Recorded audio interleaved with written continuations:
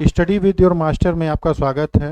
आज हम work and time में टाइप 7 के क्वेश्चंस को हल करेंगे और देखते हैं कि टाइप 7 किस प्रकार का क्वेश्चन है। और यह लगभग एग्जाम्स में आते रहते हैं इस टाइप के क्वेश्चंस।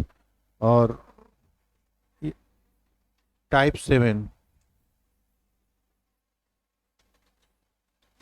मान लेते हैं कि ए किसी कार्य को 20 दिनों में किसी कार्य को 20 दिनों में, बी उसी कार्य को 25 दिनों में करता है। यदि ए और बी दोनों साथ मिलकर कार्य करते हैं, यदि ए और बी दोनों साथ मिलकर काम करते हैं और 5 दिनों तक साथ काम करते हैं। कितने दिनों तक साथ करते हैं? 5 दिनों तक साथ काम करते हैं। और ए क्या करता है? 5 दिनों तक काम करने के बाद साथ छोड़ के चला जाता है। तो क्वेश्चन ये बनता है कि बी उस काम को कितने दिनों में समाप्त कर लेगा।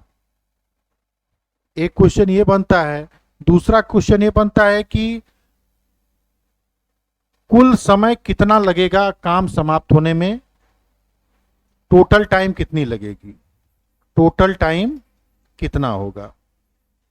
एक ये चीज हो गई, टोटल टाइम क्या हो गया, और शेष काम को बी अगर करता है तो कितने दिनों में समाप्त कर लेता है।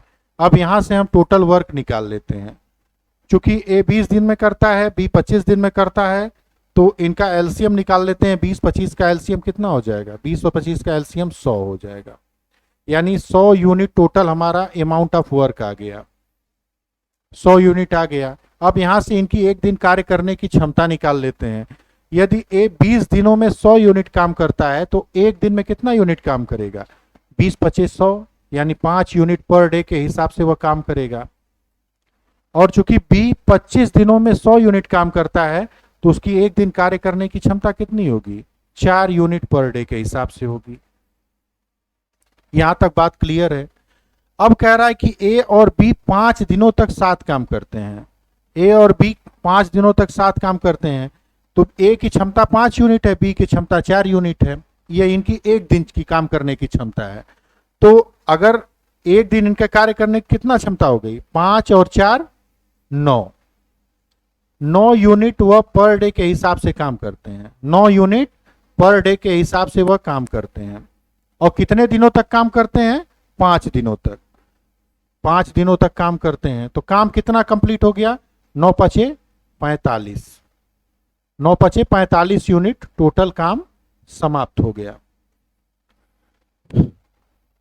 कब तक? जब ए और बी दोनों साथ मिलकर काम कर रहे हैं और 5 दिनों तक कर रहे हैं। अब उसके बाद ए क्या कह रहा है कि हम काम अब नहीं करेंगे, अब हम जा रहे हैं, आप अब अपना काम करिए। बी को छोड़ देता है बी के भरोसे। अब शेष काम को बी कितने दिनों में समाप्त कर लिया लेगा, ये क्वेश्चन पूछ रहा है। तो हमारे पास टोटल अमाउंट ऑफ वर्क कितना था? 100 यूनिट था। 100 यूनिट हमारे पास टोटल अमाउंट ऑफ वर्क था। अब उसमें से 45 यूनिट हम घटा देते हैं। 45 यूनिट अगर हम घटा देंगे तो हमारे पास टोटल यूनिट कितना वर्क बचेगा? टोटल 55 यूनिट वर्क बचेगा। हमारे पास टोटल 55 यूनिट वर्क बचेगा। इसी 55 यूनिट को बी को अकेले करना है। और चूंकि बी की एक दिन कार्य करने की क्षमता कितनी है? 4 यूनिट है। तो 55 यूनिट काम करना है तो यानी 4 से इसको भाग दे देगा। तो 13 चौक को 52, 3 शेष बचा यानी 3/4 दिन। इतना दिन में क्या कर लेगा? बी शेष काम को समाप्त कर लेगा। 13 से 3/4 दिनों में बी शेष काम को समाप्त कर लेगा। अगर पूछता है कि टोटल टाइम कितना लगा है, टोटल टाइम कितना लगा है इस कार्य को कंप्लीट करने में, तो 13 सही 3/4 दिन ये है। 13 सही 3/4 दिन ये है। अब प्लस चूंकि 5 दिन तक दोनों काम करते हैं तो ये भी तो जुड़ जाएगा। तो ये हो जाएगा हमारा, कितना हो जाएगा? 13×5 18, 18 सही 3/4 दिनों में टोटल काम कंप्लीट हो जाएगा। यहां से ये चीज क्लियर हो गई। ठीक, देखते हैं इसी में एक और क्वेश्चन।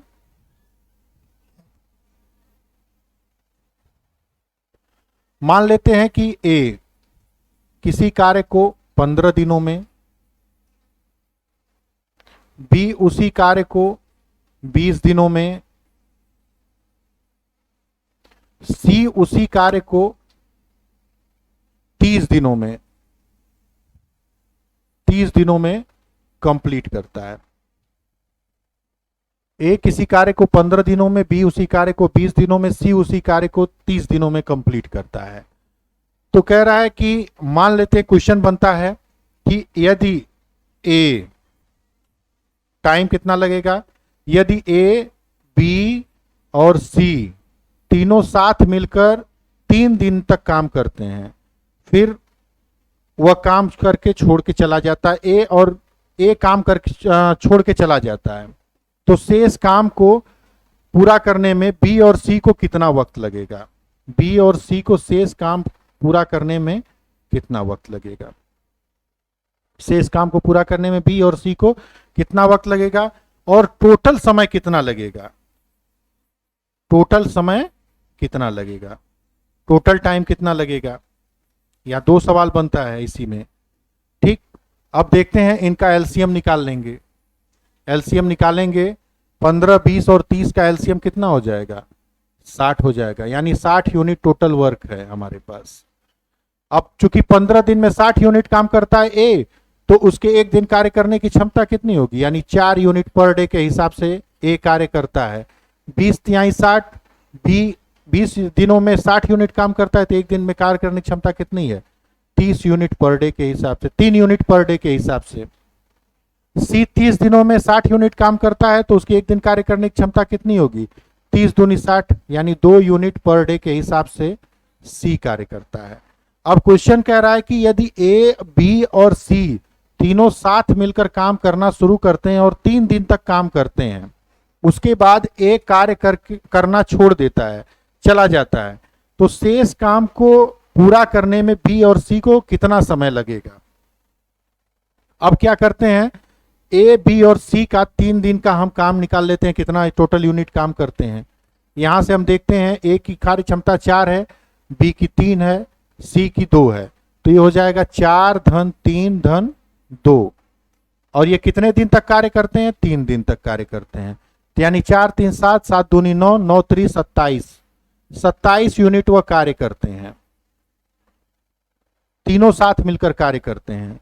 अब क्या कह रहा है कि ए साथ छोड़ के चला गया, तो अब बचा बी और सी, और बी और सी बचा, और शेष काम हमारे पास कितना बचा है, चूंकि 60 यूनिट टोटल वर्क है, उसमें से 27 यूनिट घटा देंगे तो हमारे पास कितना बचेगा, 33 यूनिट टोटल वर्क बचेगा, 33 यूनिट टोटल वर्क हमारे पास बचेगा।